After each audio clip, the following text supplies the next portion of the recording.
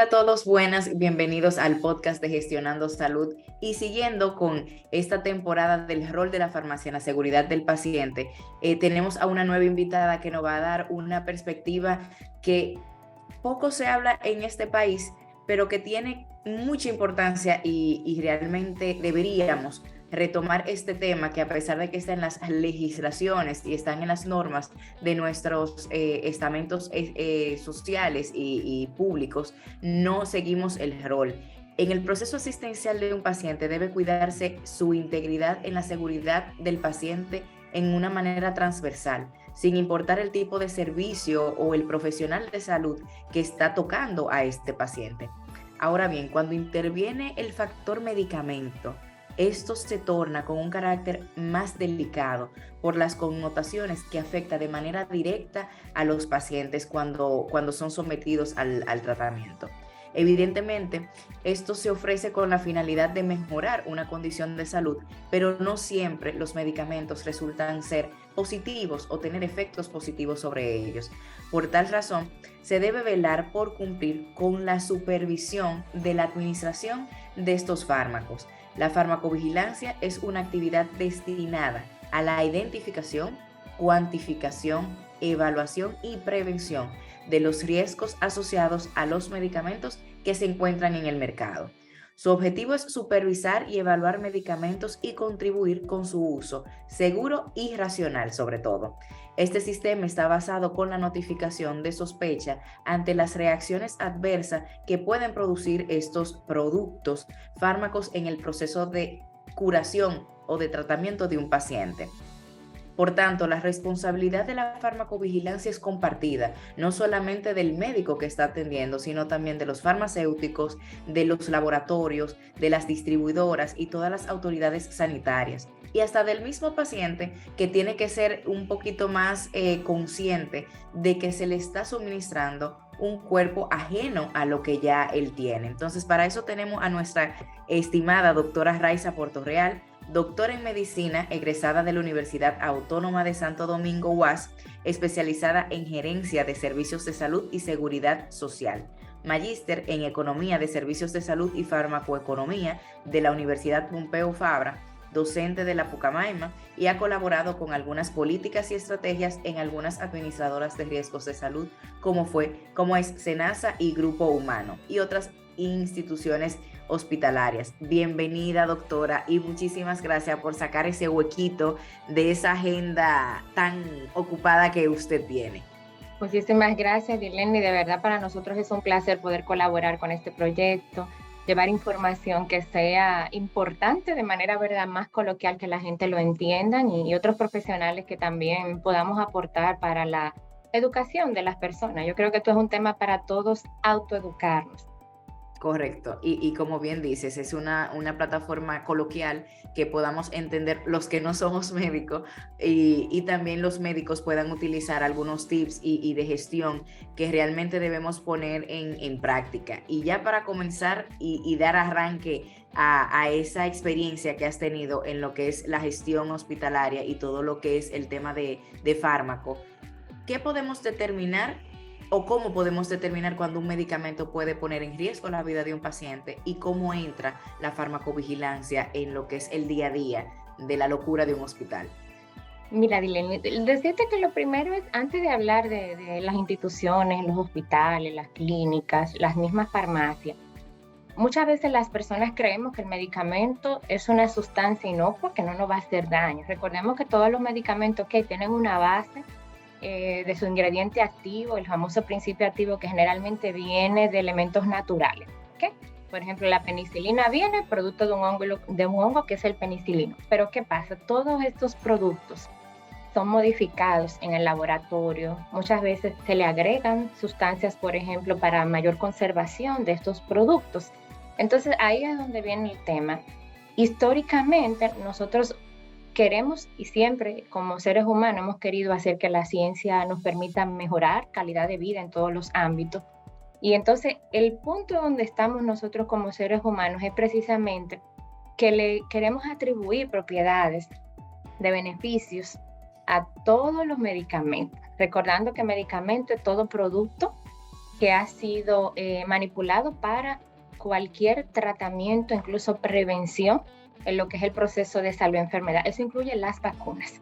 Las vacunas entran dentro del concepto de medicamentos, incluso es una definición. Entonces, ¿qué ha pasado? La farmacovigilancia es una ciencia, de hecho, recoge todas las actividades que permiten detectar, evaluar, comprender y prevenir cualquier reacción adversa a un medicamento. Pero ¿qué pasa? Estamos tan acostumbrados, Dileni, por ejemplo, tú oyes a la gente que te dicen que cuando una persona, por ejemplo, consume una aspirina, ya estamos tan acostumbrados nosotros a decir que la aspirina nos produce un dolor de estómago, que todo el mundo sabe que tomo aspirina, tengo que tomarme un omeprazol.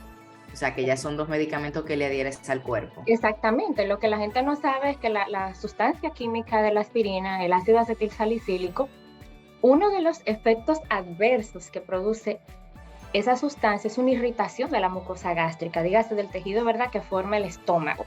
O sea, no es normal que te dé dolor de estómago, es una reacción adversa que incluso está descrita en la ficha técnica del producto.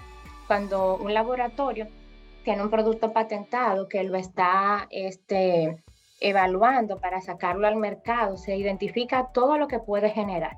¿Qué es lo que pasa? Que la industria, que es un sector muy fuerte, pues dice, bueno, por un dolor de estómago una persona se va a morir. No, la gente puede vivir con eso. Es el daño menor. Ese es el daño menor, ¿me entiendes? Pero el nivel de daño que te puede causar una simple aspirina diaria, que en unos años se puso muy de moda porque había un famoso presentador de un canal nuestro muy local que hablaba de cardioaspirina, pues la gente todos los días se tomaba una aspirina de 81 miligramos, Dileni. Entonces ya la gente tenemos eso muy mentalizado. Tomo una aspirina, tengo que tomar omeprazol. Pero lo que la gente no sabe es que así como te tomas el omeprazol afecta la producción de hueso. O sea, produce una descalcificación ósea. Ok. Entonces ese es otro segundo efecto adverso que no venía planificado con la ingesta de la aspirina.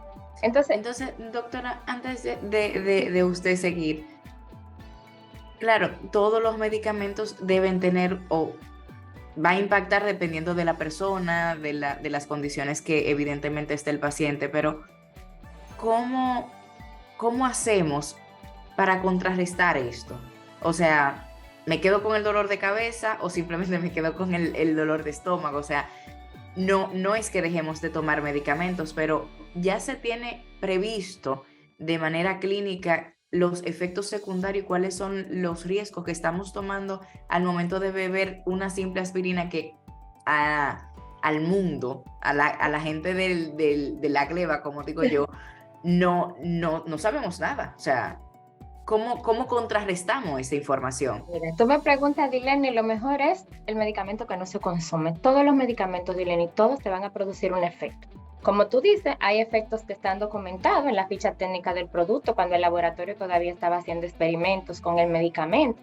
Y cada organismo es diferente. Recuérdate que cuando un medicamento se está produciendo, vamos a decirlo así, para que la gente lo tenga claro, la idea, hay una parte de ese tipo de evaluaciones donde ya el medicamento entra en una fase 3, por ejemplo, apto para ser probado en seres humanos. O sea, todo lo que la industria sabemos que el medicamento va a salir al mercado, se va a comenzar a vender, produciéndole daño a las personas. Esa es una. Segundo, el nivel de daño, claro, es muy mínimo, hay un nivel de riesgo, no es que lo va a matar el paciente, o sea, que la gente puede vivir con eso. Y siempre la segunda pregunta es, ¿puede vivir la gente con eso? ¿Hay otro medicamento que contrarreste el primer efecto que te puede producir ese medicamento? Y así mismo se va, porque es un mercado muy poderoso, la verdad. Entonces, otra cosa que sucede también es que muchas veces ese medicamento, por ejemplo, cuando tú lo estás evaluando, si puede salir al mercado, hay un ejemplo que a mí me encanta poner en mis clases, la Viagra. Vamos al nombre comercial. La Viagra, la molécula es sildenafil. Un efecto adverso de la Viagra, Dileni, es producir una erección. O sea, que no es el móvil. No. Cuando la Viagra sale, es un medicamento que se está investigando, el sildenafil, en ese momento, para la hipertensión pulmonar, una enfermedad que mata a millones de personas al año. Y en el laboratorio, cuando se dan cuenta, no, pero espérate, esto produce este efecto, es malo, es bueno eso, fue una persona que sufre de hipertensión pulmonar, fue hasta cómico. Entonces, parte de los investigadores dijeron, no, pero espérate, con esto podemos nosotros generar millones. ¿Cuántos hombres sufren de problemas de eyaculación precoz que no pueden mantener una erección sostenida? Y ahí es que sale el sildenafil como venta al público cuando se libera la patente, Dileni, para vendérselo a todo el que tenía su problema. Pero el objetivo principal cuando se crea esa molécula era para la hipertensión pulmonar. Es decir, que todos los efectos o reacciones del medicamento no necesariamente tienen que ser negativos. No todos tienen que ser negativos. Vale. Entonces, por eso es que te digo, te juega mucho con eso. Y ahí es donde está el tema, que a veces las personas pues tienen mucha confianza en un producto sin saber el daño que le pueden causar. Sí. ¿Cómo funciona o cómo debería de funcionar? Porque realmente aquí te puedo ser sincera, y yo que fui directora de calidad de un hospital privado, es muy cuesta arriba llevar un proceso de farmacovigilancia como Dios manda.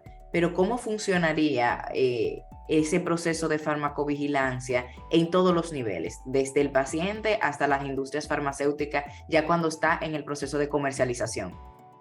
Sí, mira, te comento. Bueno, el proceso comienza, de hecho, desde que se está evaluando el medicamento en el laboratorio. Cuando un medicamento va a salir al mercado pasa por varias fases, fase 1, 2, 3, 4, hasta la fase 5. A partir de la fase 3, el medicamento puede ser usado ya en seres humanos. Entonces, ¿dónde está el punto? Tenemos que trabajar mucho la educación en salud y la corresponsabilidad. Si tú eres fabricante, por ejemplo, tú sabes que tu producto produce dolor de cabeza o mareo, como pasa con la mayoría de los antialérgicos. Vámonos con los antialérgicos para no definir ninguna marca en particular. Cada vez que a ti te ponen advertencia, si usted va a consumir este medicamento, no puede manejar. ¿Me entienden? No es el efecto deseado, que te dé sueño, todos esos son efectos adversos de la molécula. Entonces, nosotros tenemos que evaluar el nivel de riesgo a ese nivel, cuál es la cantidad, por ejemplo, de daño que se puede generar, advertir no solamente a la industria específicamente de medicamentos, sino también los hospitales, las clínicas. Existen sistemas para documentar cualquier efecto que el paciente tenga. ¿Qué es lo que hacemos en países como el nuestro? Si el paciente le da un mareo, pues le damos medicamento para los mareos. Si el medicamento para contrarrestar. Exacto. Si el medicamento pues le da náusea, le doy un antiemético para que el paciente no tenga náusea y no vomite. Entonces ya estoy exponiendo por encima de lo que se corresponde en el protocolo ese paciente a una segunda, tercera y hasta cuarta medicación. Entonces, eso es importante que lo tengamos en cuenta.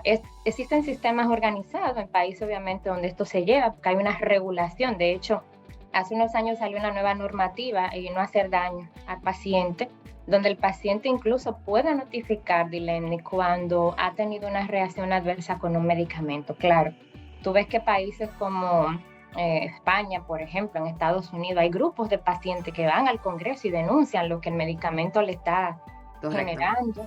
En otra edición, si me invitan, voy a hablar varias películas y documentales que tratan sobre eso, de lo que está pasando en algunos sectores en específico, con productos que nosotros lo usamos, Dileni. La gente no sabe que hay países ya en Estados Unidos, la gente va y protesta frente al Congreso. ¿Por qué?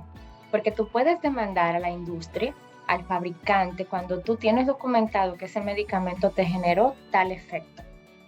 Hemos tenido casos de personas incluso que han perdido órganos, por ejemplo, con colocación de un simple DIU, Dileni. Eso no es normal, que por el DIU, por ejemplo, a usted le dé una irritación, comienza a tener alteraciones en la menstruación. Eso es un efecto no deseado de ese dispositivo. Entonces, tenemos la herramienta. A nivel legal, insisto, nosotros tenemos, a nivel de República Dominicana, tenemos la normativa que nos establece el protocolo, por decirlo de cierta forma, de lo que es una farmacovigilancia. Así es. Ahora bien, ¿cómo accedo yo, tanto como paciente o como parte de un centro hospitalario, cómo accedo yo a este circuito para comenzar o iniciar este proceso de notificación y que podamos tener una base de datos? Porque tal vez a mí me pueda hacer una reacción adversa un medicamento X, pero no necesariamente tiene que ser algo repetitivo o una conducta repetitiva para otros pacientes. Entonces, ¿cómo podemos nosotros como país dar el paso e iniciar con este proceso de farmacovigilancia?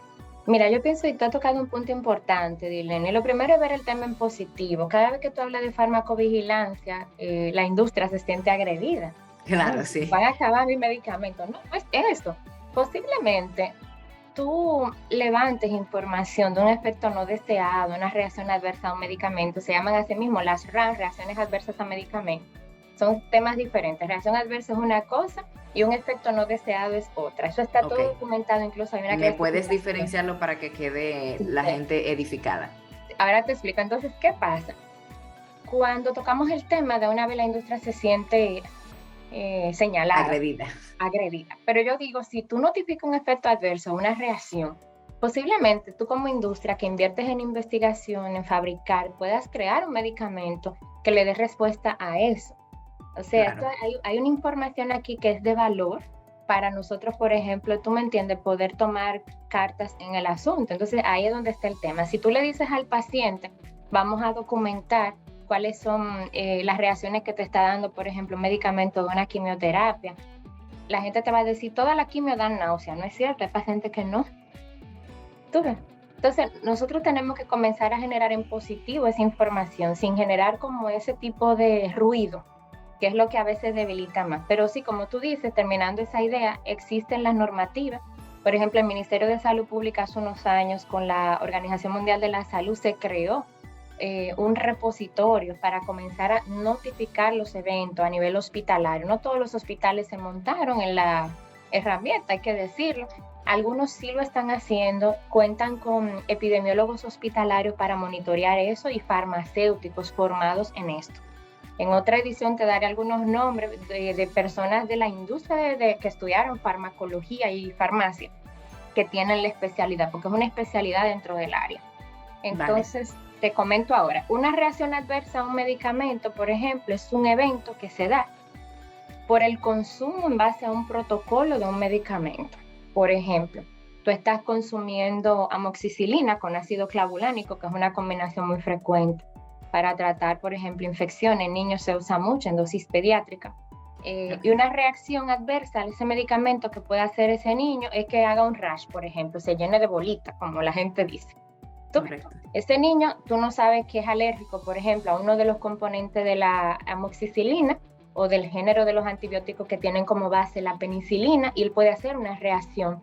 ¿Ok? Perfecto. Una reacción. Pero ¿qué pasa? Un efecto adverso es algo que ya fue documentado en la ficha técnica del producto. Por ejemplo, que le dé sueño al niño cuando está tomando esa combinación, que el niño se ponga como somnoliento. Tú sabes que se ponen a veces como down los niños cuando están tomando ciertos medicamentos. ¿Okay? Eso sí está documentado en la ficha.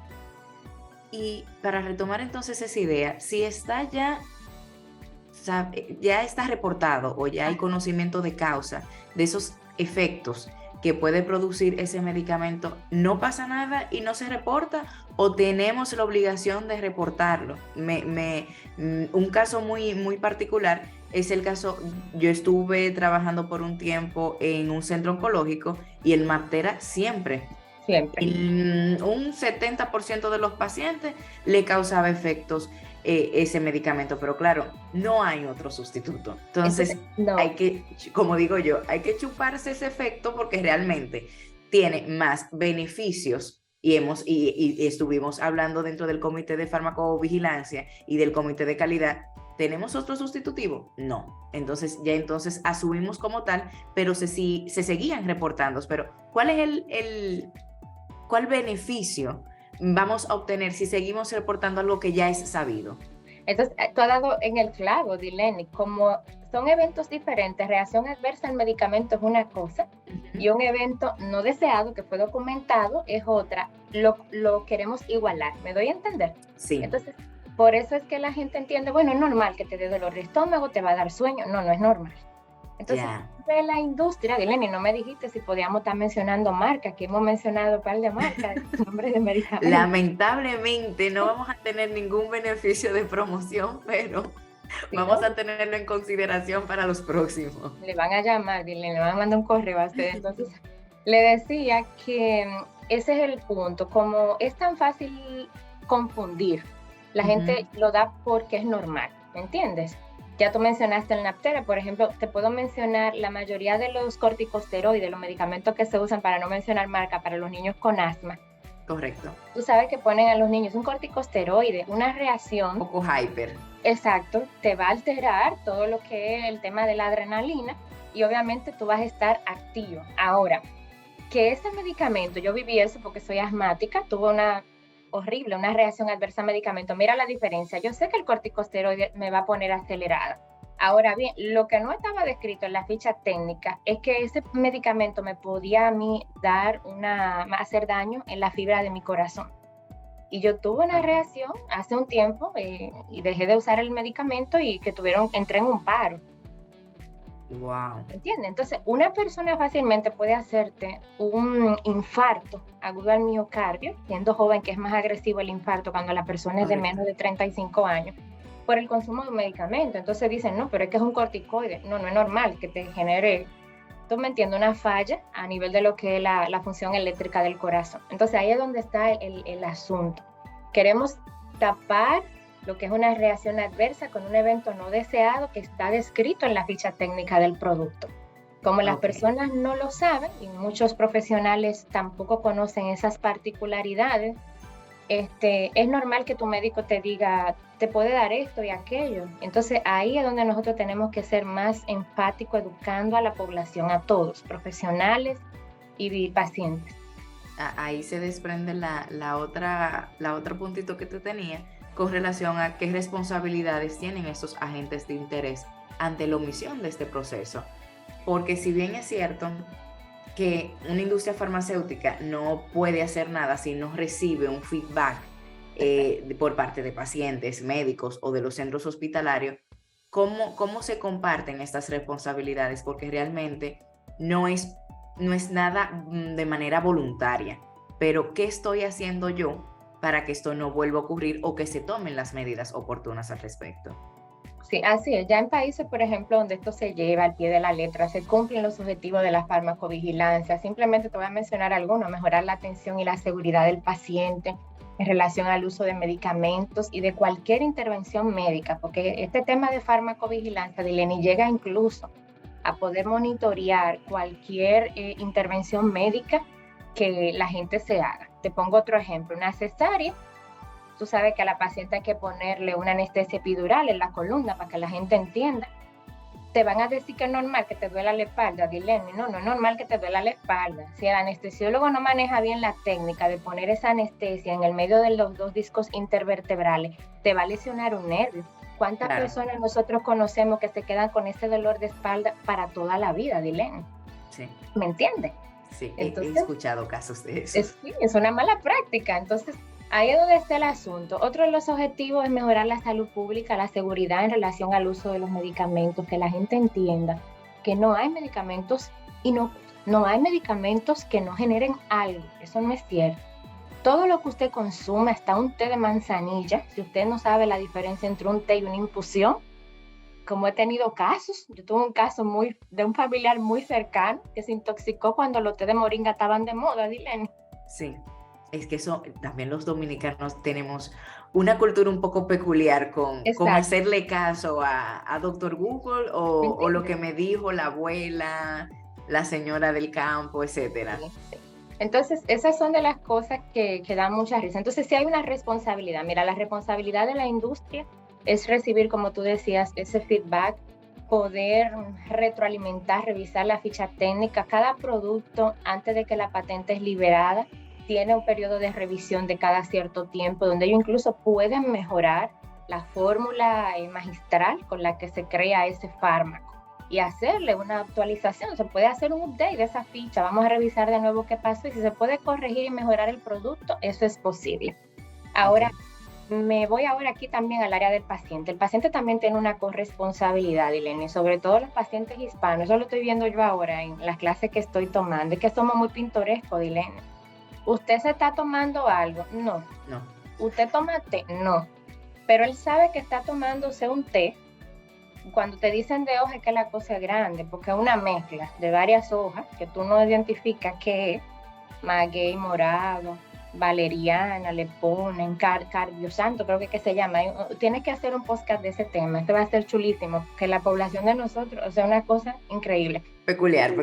Pero no le dicen al médico, Dilene, que están tomando todo eso. Entonces, esas sustancias naturales donde tú no has identificado cuál es el principio activo real y la otra sustancia que generalmente dañina de esa hoja que no ha sido filtrada, por decirle así, más los medicamentos que te estás tomando, eso contrarresta, ¿me entiendes? El efecto del medicamento. Tú lo ves mucho en pacientes de dengue. Tú ves, el paciente se está recuperando y es que le están metiendo jugo de pimiento rojo por atrás. En plena clínica, eso tú lo ves, Dilene. Sí. Tú ves, entonces no tenemos estudios a grandes rasgos con una muestra representativa que te puedan decir cuál es el efecto real que produce ese jugo de pimiento rojo cuando ese niño tú le estás dando medicamento fuerte porque tiene, por ejemplo, un dengue hemorrágico, ¿me entiendes? Con fallo agudo. Entonces, esas son de las cosas que ahí tenemos nosotros que cargarle su cuota de responsabilidad al paciente también. Hay que decir las cosas, si usted está consumiendo algo, abiertamente decirlo. Yo creo que ese va a ser como el lema de este podcast. Tenemos que concientizar a los pacientes, porque lamentablemente va a llegar un punto en que la responsabilidad, que es compartida en este caso, llega a unos límites dependiendo del rol que estemos desempeñando. El centro no puede hacerse responsable por lo que te introducen dentro de un centro, aún a pesar de que en la mayoría están prohibidos ingresar alimentos o cualquier tipo de insumos. Y lo otro es que los médicos tienen que revestirse de paciencia y educar tanto a los familiares como a los pacientes, y más a los familiares, porque yo creo que ahí que el familiar es la peor carga que puede tener un médico en ese sentido, porque el paciente lo que quiere es que lo sanen. Tiene un dolor o está postrado en una cama, que lo último que le pone caso es al médico, pero los familiares están ahí y eso hay que sentarse y hablarlo y decírselo con cucharita, vamos a hacer esto, vamos a hacer lo otro, y creo que esa es la parte más radical del mensaje que tenemos que dar. ¿Cuáles barreras tú entiendes que estamos encontrando ahora mismo para la ejecución de ese farmacovigilancia? ¿Cuál tú crees que ha sido el talón de Aquiles que no ha permitido que esto se prolifere y que se cumpla como Dios manda? Yo pienso que la principal barrera es, como te comenté, el temor que tiene la industria. Es un sector muy poderoso, en todos los países del mundo pasa eso. Sin embargo, dependiendo de la forma, cómo se aborda el tema en los medios de comunicación, con los comunicadores, se puede ver en positivo, porque ganamos todos. Gana la industria porque puede tener información, como yo digo, de primera línea. No es lo mismo cuando tú creas un producto en un laboratorio, tú lo pruebas en un grupo control, Dilene. Un ambiente controlado es que tú tienes una corte de pacientes, tú tienes 200 gente que están tranquilamente alimentándose bien en un ambiente, no pasando calor. Óyeme, el producto te va a funcionar perfectamente. Claro. Pero cuando tú me pruebas ese medicamento, que un paciente dominicano típico anda con él en el bolsillo y tú le dices que ese medicamento no puede estar a tal temperatura, él está cogiendo un carro público para llegar huyendo al hospital a buscar una enfermera que le ponga el producto, ¿me entiendes? Entonces, ahí es que nosotros tenemos que evaluar eso. Entonces, esa información de primera mano de cómo se comporta el medicamento en tiempo real. De hecho, hay una especialidad, hay una línea de trabajo que se llama así mismo, Real World Evidence, buscar evidencia del mundo de pacientes reales. Ese es el mayor impacto. Y ese es el reto que tenemos como todos los países del mundo. En países que sí funciona el sistema, el reto es precisamente tener cuidado, porque los grupos de pacientes organizados, por ejemplo, hacen su protesta. Ahora, cuando tú presentas una notificación de que ese medicamento le generó un daño a tantos pacientes, hay evidencia de eso. Claro. Y los abogados utilizan todas esas evidencias, pero también te preguntan, Dilene, y averiguan si usted consumió tal cosa, si usted estuvo haciendo esto, si a usted le dijeron que no podía consumir alcohol, por ejemplo. Imagínate tú que nosotros implementemos eso allá en Dominicana. Todo el mundo va a... ¿Por qué? Porque no hay credibilidad de la información que estamos manejando, ni del paciente, porque oculta información. Claro. Y muchas veces de los profesionales. Entonces, para mí ese es el principal reto, quitarle el miedo. El tema es un tabú. La Sí. industria no quiere que se sepa y al contrario, yo digo que es una información muy importante que se puede utilizar hasta para hacer otros negocios. Vamos a decir las cosas como son. Claro, sí, porque no es secreto para nadie que la industria farmacéutica es uno de los negocios más rentables en todo el mundo, superando a todos los sectores Sí, industriales. así es. Y yo en adición a lo que comentas sobre la credibilidad de la información que se recoge, yo también entiendo que nos falta estructura. Así es. ¿En qué sentido? En que el Ministerio de Salud Pública realmente no ha sido lo suficientemente fuerte con las auditorías o con la implementación de que se cumpla la farmacovigilancia. Entiendo que se están haciendo muy buenos avances a nivel institucional del sector salud, el Ministerio de Salud Pública con algunos órganos como por ejemplo el de control de infecciones, o sea, Sí, eso funciona como un reloj suizo y todos los hospitales lo revisan, lo evalúan y le hacen su coletilla y lo supervisan de manera constante. Más sin embargo, tenemos otras áreas como es el área de farmacia que todavía nos falta. Todavía creo que ahí nos falta parte del sistema y estructura que realmente no se va a poner en marcha aún teniendo todas las mejores intenciones del mundo. eso es correcto. Y como te decía, falta, porque también es otro punto que vi que lo tienes ya en agenda para otro episodio. Entiendo que al farmacéutico y al personal de estas áreas hay que darle el papel que tienen. Tú te vas, por ejemplo, a España, Dileni, y tú tienes un farmacéutico hospitalario que se sienta contigo como médico a discutir el esquema terapéutico que se le va a poner Correcto. a ese paciente. De hecho, se hace la consulta farmacéutica, donde tú vas donde ese farmacéutico a contarle todo lo que usted toma, lo que usted se toma, medicamentos naturales, es otro tema. Estoy dando tips, No, porque no vamos, los contigo no se suplementos va a caber la naturales no agenda. hacen nada, no hacen nada. Los suplementos naturales todo el mundo lo toma, usted lo compra sin receta médica, verde counter en todas partes. Entonces, ese farmacéutico, Dilene, en estos países tiene un papel tan importante.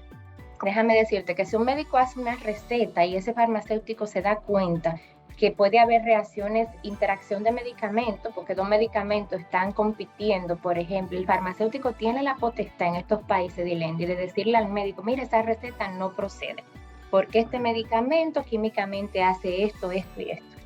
Pero nosotros no le damos ese valor al farmacéutico. Yo digo que no trabajamos en equipo. Tenemos Sí, que trabajar en equipo con el farmacéutico, la enfermera. Ellos son los que están más tiempo que nosotros, a veces con los pacientes, Dilene. correcto. Sí, en uno de los episodios de esta temporada abordábamos el papel activo que debe tener un farmacéutico y que lamentablemente en nuestro país todavía no se le ha dado, no se ha hecho ese cambio, ese switch de que realmente es un agente más que interactúa de una manera muy directa con el paciente y que tiene que trabajar en equipo con la parte asistencial, aunque esté en el sótano de un hospital. Eh, Doctora, de verdad que no ha sido espectacular toda la explicación que ha dado. ¿Con qué usted quiere, con qué puntualización usted quiere que los espectadores de Gestionando se queden como última reflexión de todo lo que hemos abordado?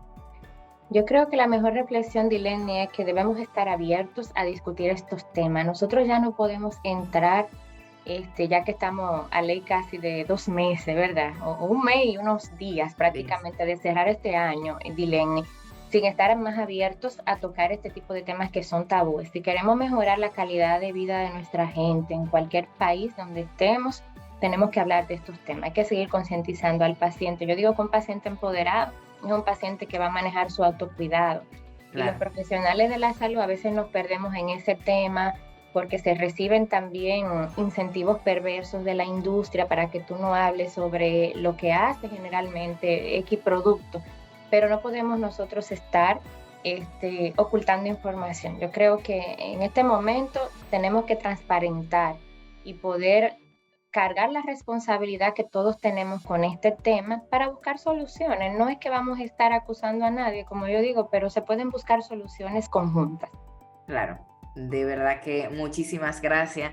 La doctora Raiza, ella cree que va a ser este solo único episodio, pero ya yo veo que vamos a estar en constante comunicación para algunos temas que ella esté estudiando y que por cierto han sido muy interesantes en nuestra plática previa. De verdad que muchísimas gracias por prestarnos este tiempo de usted y poder dar luz sobre este tema que, como bien dices, no es muy comunicado ni muy abierto, ni se ha abordado el tema de una manera multidisciplinar. Entonces entiendo que va a ser de mucha ayuda y que los espectadores y todos los suscriptores de Gestionando me van a pedir más con usted. Muchísimas gracias, Dilene, a ti. Un saludo a todos los seguidores de Gestionando y un placer para mí. Ya para la próxima me arreglo mejor porque uno aquí. No te preocupes, todo está perfecto. De verdad que muchísimas gracias por sintonizar al podcast de Gestionando Salud y hasta en una próxima ocasión. Gracias a Medival Studio por todo.